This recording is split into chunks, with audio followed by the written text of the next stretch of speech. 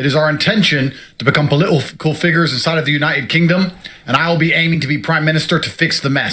Kyle Kulinski on his channel Secular Talk looks at Andrew Tate announcing that he wants to wade into government in the UK, which, wow. I mean, if you don't know who Andrew Tate is, buckle up because he's cuckoo for Cocoa Puffs crazy, and it's real. So let's check this out together. I'm going to have some thoughts, and then I want to know what you think in the comments. Let's get to it. All right, y'all. So my jaw was on the floor learning about this one. I'm sure you all know who Andrew Tate is. He's the manosphere guru. He's also been charged with a variety of crimes, including grape and including human Lex trafficking. I'm trying to keep this video monetized. I don't know if it's going to be possible, but you get the point. Well, anyway, he and his brother did this announcement here. Number one, they're launching their own political party, which they'll talk about. But number two, Andrew wants to be Prime Minister of the UK. Okay, let's listen, and then I'll break it down further for you. Here we go. It is our intention to become political figures inside of the United Kingdom, and I will be aiming to be Prime Minister to fix the mess. And I want to make something clear to everybody who is watching this, especially the political establishment, which I know is watching this show right now. Okay, let me just say, we've now shit the bed and jumped the shark with the term establishment. It's time to retire the word establishment, because you have these just absolutely satanic, cretinous figures who use it to try to whip people up on their side, right? You could have, like, the devil himself is like, I'm anti-establishment, and people sort of shut their brains off and they go, I hate the establishment, so I agree with the devil. Like, that's sort of what's going on now, right? It's time to retire the word establishment. It's too amorphous, it's too vague, and it's used by bad actors. It's used by establishment actors to virtue signal like they are anti-establishment when they often are the establishment. Think of Donald Trump, for example. Elon Musk, the world's richest robber baron. They posture like they're anti-establishment. It's time to retire the word establishment. It just is. Because this ain't working anymore. People are using all sorts of dirty tricks, all sorts of sleazy maneuvers to try to make people shut their mind off and think like, oh yeah, I hate the establishment, and so does Hitler, so maybe Hitler's based. Like, that's sort of where people are now. All right, let's keep going. I am being absolutely serious. You are corrupt and you have failed people generationally. London should be the greatest city in the world. Great Britain was once the greatest place anyone could possibly live. We had a strong and proud people, and the generational failure. By the way, take note, this will be proven in a second, but he's reading all this. He's trying to make it look like he's shooting from the hip. He's not. He's reading it. That the constituents of the UK have been forced to endure is legendarily terrible. It's absolutely disgusting what has happened to that country, and it seems that nobody is interested in doing the things which must be done to fix it. Sometimes to be a bad guy, you have to be a bad guy. Sometimes you have to be an anti-hero. Tough decisions must be made. I hate it when people say something, but they're not saying anything. God, it drives me crazy. Oh my God, I hate it. Like, say the thing you're trying to say. Stop being so fucking vague about it, where you're moving your mouth, but nothing's actually coming out. Oh, God. You have to make tough decisions. Sometimes you got to be an anti-hero. Sometimes you got to draw firm lines. It's like, you're not saying anything. Say something. Yeah, but, Donald Trump does that so successfully. That now you've got these other, kind of wannabe fascists that are trying the word salad. They're trying to replicate what he does, and nobody is able to accomplish it in quite the same mesmerizing, Teflon, unreplicatable way as Trump. God, I hate it so much.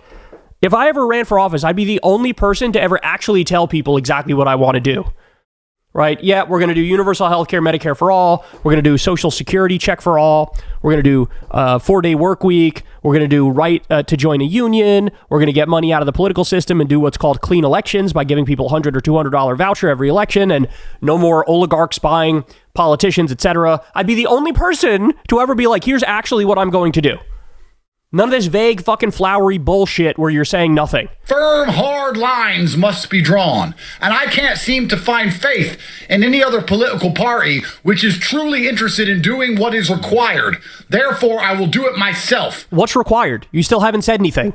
For everybody who is mocking this attempt for me to become the Prime Minister, please understand, I'm a wealthy person with 50 years of life left. The chance of me being prime minister, considering I was the most Googled man alive, sometime before I die, is actually very high. You know, I would like to mock this point. I would like to mock him for this point. But let's be honest. There are no more political rules. There just aren't. Like, nobody knows what's going to happen when it comes to politics anywhere in the world. You know, with Trump in 2015 and 2016, with his win, everything's out the window. Everything you thought you knew about what to say, how to get elected, what line to walk, etc. It's all done. It's all over. Anybody can win at any time. And I would love to sit here and mock Andrew Tate and say there's literally a 0% chance of him winning. Is there? Now, I will say this. The UK is genuinely and sincerely, their voters are genuinely and sincerely better in many respects than ours are in the US. It pains me to say, but it's true. It really does. Like, for example, Elon Musk. I mean, he's plummeted in terms of favorability. There was a time when he was way over water because people think of him as, this billionaire who gets things done. He's plummeted, but he's still maybe like -5 or -10 in favorability now. So like almost a wash, almost dead even. In the UK, Elon Musk has like a 15% approval rating or 20% approval rating. So I don't know what it is, but they seem to be a little better at spotting bullshit over there. Just a little bit better. In the US, I think if you go issue for issue, people generally have good instincts and they want to do the right thing, like higher minimum wage and things of that nature, legalizing weed, etc. But as soon as you get partisan narratives involved, people's brains sort of fall apart. I think there's a default belief in meritocracy in the US where it doesn't exist. If anything, we're more like an anti-meritocracy than a true meritocracy. And I think in the UK, they are a little smarter. Guys, UK, make me proud. I want this motherfucker to get, I want him to get 0%, but let's say less than 5%. Right. Okay. Let's keep going. And I will leave a legacy of flawless governance. Flawless governance. Beautiful. I will leave a legacy of flawless governance. Did he just say governance the second time? What the fuck? I told you he was reading it. This is not, hey, I'm shooting from the hip, telling you what I think, pouring my heart out. No, he's reading this shit. He's reading it. Listen again. You don't know the word governance? Here we go. Leave a legacy of flawless governance. Flawless governance. Beautiful. I will leave a legacy of flawless governance. He said governance. What is governance? Governance. Okay. All right. It is our intention here to outline our plan for the Bruv Party and to explain. His party is called the Bruv Party. His party is called the Bruv Party. The Bruv Party.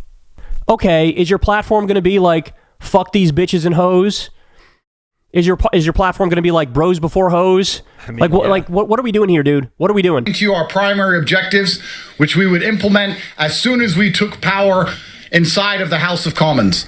And once again, there's a lot of people who seem to think we're not serious and that we're playing games. This is not a game. And if you think back to the legacy of Andrew Tate since when you first heard of me, I want you to actually ask yourself a question. Have I ever lost? The Matrix attacked us in one of the most corrupt countries in the world. They lied about us and hit us with endless charges. They deleted me from everything, expecting me to go away. They took all of my money away. They've done everything they possibly could. Have the Tates ever failed? Or have... So this... look, let's just call it what it is. He sees how Trump got away with everything. Yeah. 91 criminal charges. It all comes to naught, except Trump still has to pay out on the civil charges, so he owes a lot of money. But he ain't going to prison. So he sees Trump got away with everything. And so he's like, well, I have legal problems. I'm really famous. Maybe I can leverage this and get into power myself. This really is directly as a result of Trump. That's why he's doing this. We always somehow ended up on top. And this is going to be another story. You guys are witnessing the birth of something which is going to revolutionize British politics. 3D chess game theory.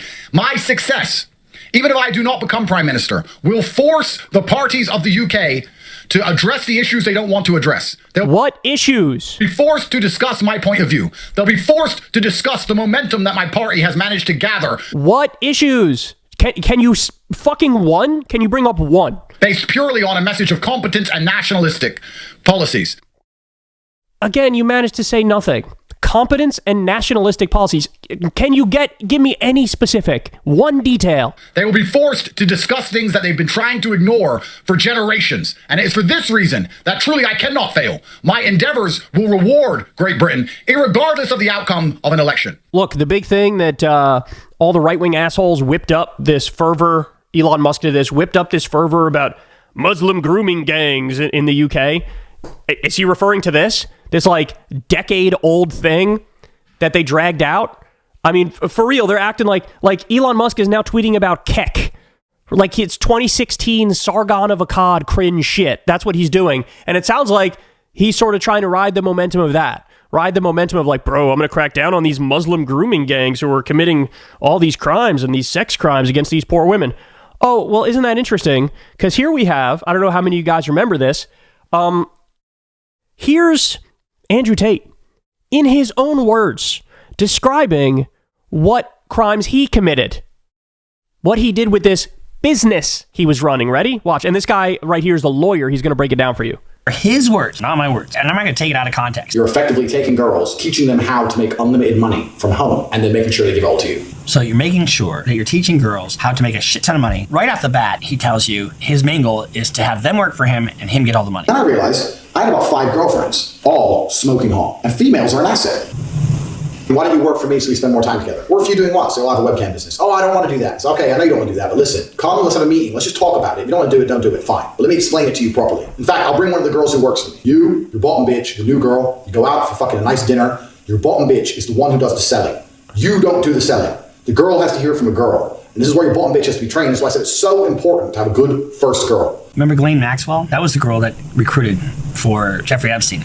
Almost identical to what he's talking about here. I had a separate phone. Identical to Jeffrey Epstein and Ghislaine Maxwell, what he's describing. With all my girls' guys in that phone, and I kept control of it. Don't let your girl have this, because if your girl ever runs off and leaves you, you don't want her to have an address book of all the guys she can get money from. Another aspect of control. You don't want her to have your client list, because if she has your client list, she can leave you. So you've got to restrict her information. It's a systematic method of control to control these women. You want her to leave and go, well, I don't know the account. I don't have the password for the account. I've never set it up before. I don't know how the banking works. I don't have any of my guys' phone numbers. I have nothing. And that's why they don't want to leave. Because like, oh, well, he has everything. I need him. I have to stay with him. He has everything. It's important. I'm telling you, it's a very important element, that control. It's a very important element, that control. He's literally describing sex trafficking. Like, he's literally just describing committing crimes.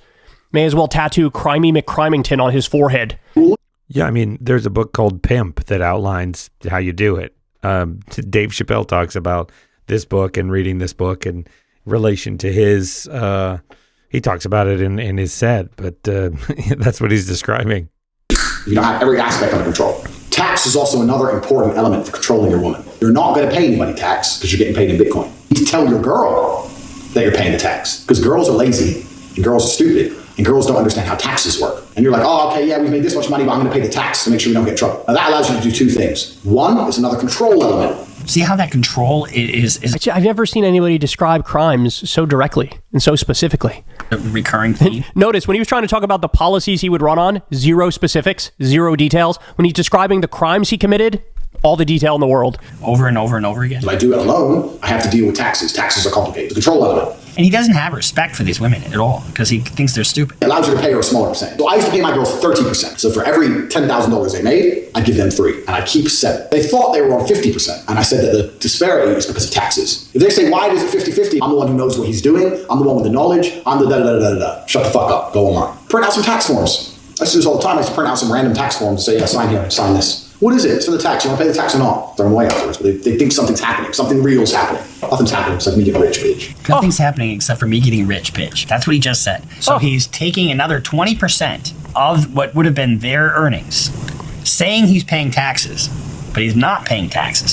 His words. That's fraud. Force, fraud, or coercion. That's fraud. Holy cow. Holy cow.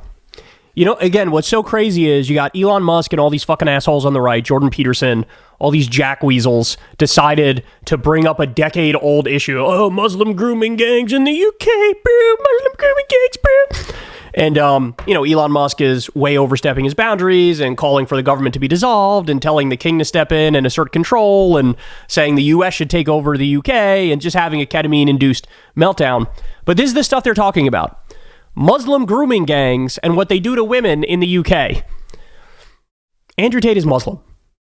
Here he is describing his grooming gang, his sex trafficking business, in his own words. Again, I don't care whether or not, maybe that's not the right way to put it, I do care, but whether or not he gets convicted on anything is sort of irrelevant, because we just heard him describe, in his own words, what he did. And I don't know about you, but that sounds pretty bad to me. So it'd be so ironic if here's a situation where the number one issue on the right in the UK now amongst these idiots like fucking Elon Musk and them is, bro, Muslim grooming gangs and what they do to the girls, bro. And here you have Andrew Tate, a Muslim, describing in detail the crimes he commits involving women, fraud, etc., sex trafficking, etc. And what, that's your hero? That's your hero? Look, again, I'd love to come out here and say, I will say with certainty nothing will happen with Andrew Tate and he'll be donezo. I wish I could say that. But I've been humbled by the rise of Trump, the re-rise of Trump, the fact that everything is so broken in the Western world that the countries are decrepit and decaying from within. And so anything is possible. And if you put somebody who talks a good game, who seems confident, who sounds like they know what they're doing, and they just give off a certain vibe, that person can win. That person can win.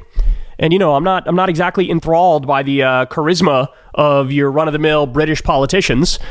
You know, they're kind of stodgy and stuck up and dusty and weird in a way that many U.S. politicians are. But I think U.S. politicians probably have more riz than the politicians in the U.K. So what are you going to do? You're running up a guy here who can talk a really fucking good game. He's a master at sophistry and charisma. So am I sure nothing's going to happen? Not at all. But I hope this crashes and burns. I guess we'll see. But holy shit.